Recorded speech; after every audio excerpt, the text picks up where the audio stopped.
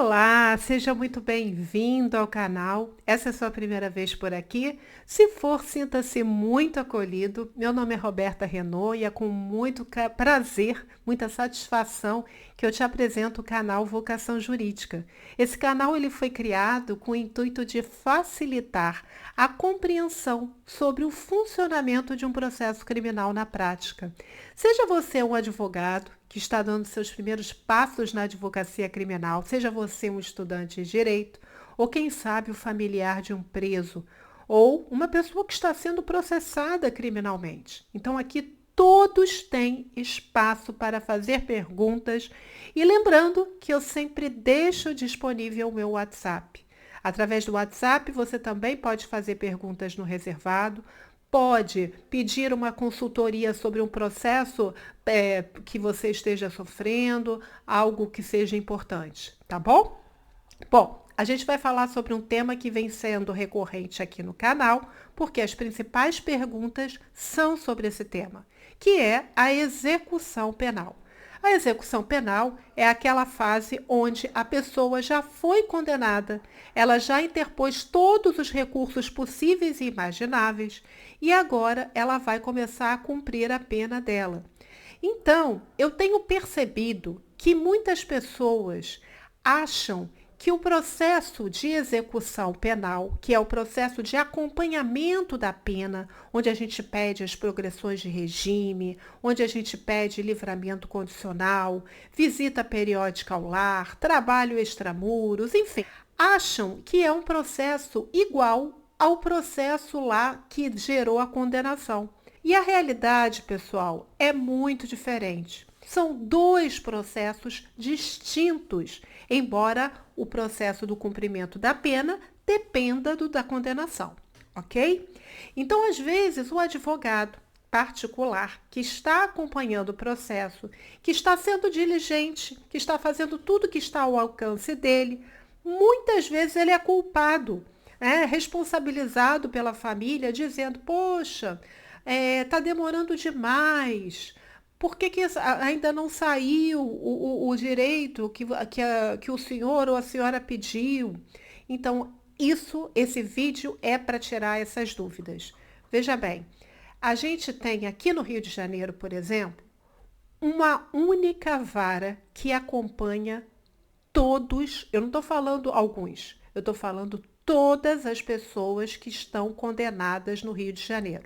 Então, você imagina um único lugar, um único cartório para acompanhar isso. E quando eu falo em acompanhar, é para fazer todas as movimentações. Uma vez que o processo ele é instaurado, o que são as movimentações? Os servidores, que são funcionários desse cartório, eles vão levar o processo para o Ministério Público, vão levar o processo para o juiz, vão fazer fiscalizações, vão levar o processo, às vezes, para o sistema prisional. Enfim, existe uma série de movimentos que tem que acontecer no processo que quem faz é o servidor.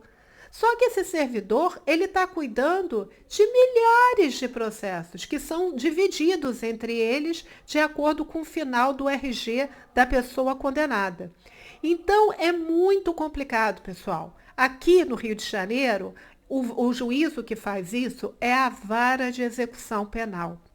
E quem está acostumado sabe a loucura que é.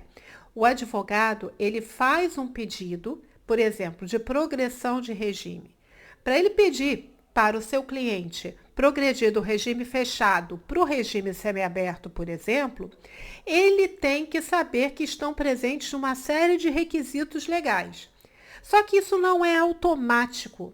Não é porque aquele preso preencheu todos os requisitos que a progressão vai ser dada automaticamente. Não, o advogado tem que fazer o pedido. Só que entre o pedido do advogado até o momento em que o juiz defere, existe uma burocracia.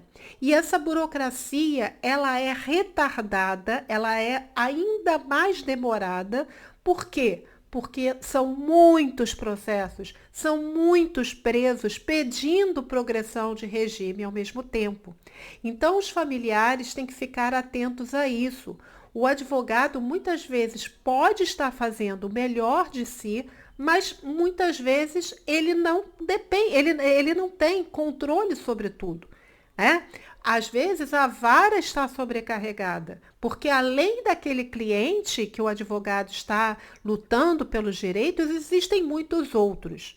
Então, como é que você vai saber, você que constituiu um advogado particular, que ele está fazendo o papel dele corretamente?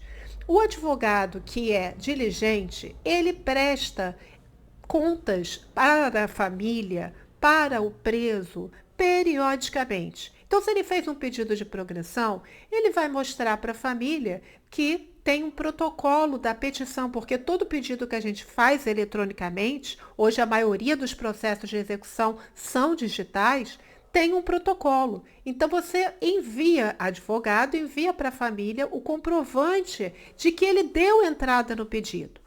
Aí, depois que ele fez isso, o advogado sabe que ele não pode ficar esperando no escritório o juiz decidir. Ele vai ter que correr atrás. Então, ele vai lá na vara de execução penal, agilizar isso, vai falar com o promotor. A cada ida do advogado na vara, a cada movimento que for ocorrendo no processo, o advogado vai informando ao cliente. Isso é um advogado diligente. Muitas vezes eu chego a fotografar para mostrar que eu estou lá na vara de execução penal, firme e forte, dando andamento ao processo. O advogado que é competente, o advogado que está fazendo realmente, que está tentando agilizar o máximo possível, ele tem esse comportamento diferenciado.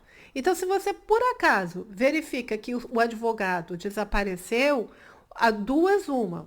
Ou ele, às vezes, está sobrecarregado de trabalho, então peça a ele o andamento, peça a ele resultado do processo, o que está acontecendo. Consulte o processo, você pode consultar. A maioria dos processos de cumprimento de pena, de execução penal, eles estão no sistema, eu já expliquei aqui várias vezes no canal, no CEU. Através desse canal, desse sistema, né, desse site, você, colocando o número do processo, você consegue ver as movimentações. Muitas vezes você não vai conseguir abrir para ver as decisões, mas o que está acontecendo você consegue ver. Então, por exemplo, dia 28, o advogado fez um pedido. Aí você, daqui a um mês, olha no sistema, não tem mais nada depois do dia 28, o que significa dizer? Que o processo está parado. Então, tem como a família também acompanhar. Não deixe apenas na mão do advogado. E se você está sendo assistido pela defensoria, ou seu familiar, mais um motivo para você acompanhar. Acompanha, não entendeu o que está ali na movimentação, o que está escrito, vai até o defensor, conversa com ele, enfim, acompanhe. Mas não responsabilize o advogado pela demora do processo. Muitas vezes a culpa não é dele. Entendeu? Porque, veja bem, para que um pedido seja deferido, se eu peço uma progressão de regime ou se eu peço um trabalho extramuros, antes de chegar ao juiz, passa por várias etapas. O servidor, ele tem que juntar no sistema, por exemplo, o comportamento carcerário daquele cliente, daquele preso. Porque só com um bom comportamento é que o juiz pode analisar o pedido. Tem que ser feito também uma fiscalização no local onde aquele preso vai trabalhar. Ele não está pedindo trabalho extramuros? Então, tem que verificar, por exemplo, se é uma empresa, se aquele estabelecimento tem um alvará de funcionamento. Isso tudo é feito antes de chegar ao juiz.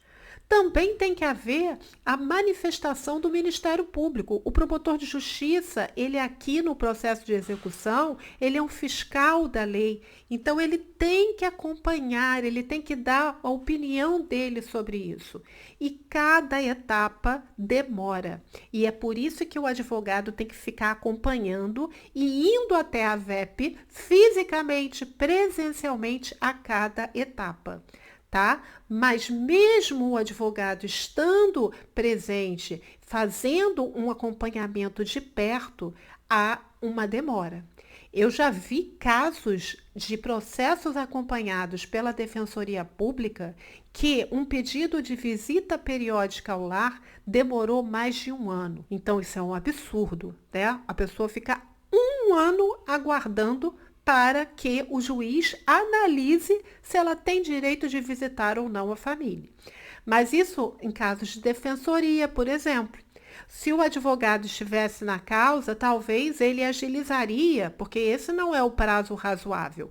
Então, fica de olho se você constituir um advogado competente, acompanha o processo, veja o comportamento do advogado e não responsabilize por um sistema falido, por uma vara que realmente não consegue dar conta no tempo adequado de todos os pedidos dos condenados do estado do Rio de Janeiro. Então, hoje era esse o meu recado, tá bom? Para você. E se você tiver dúvidas e se quiser compartilhar alguma experiência que você está vivendo nessa área de cumprimento de pena, registra aqui. E se quiser também falar comigo no privado, não deixa de utilizar o WhatsApp.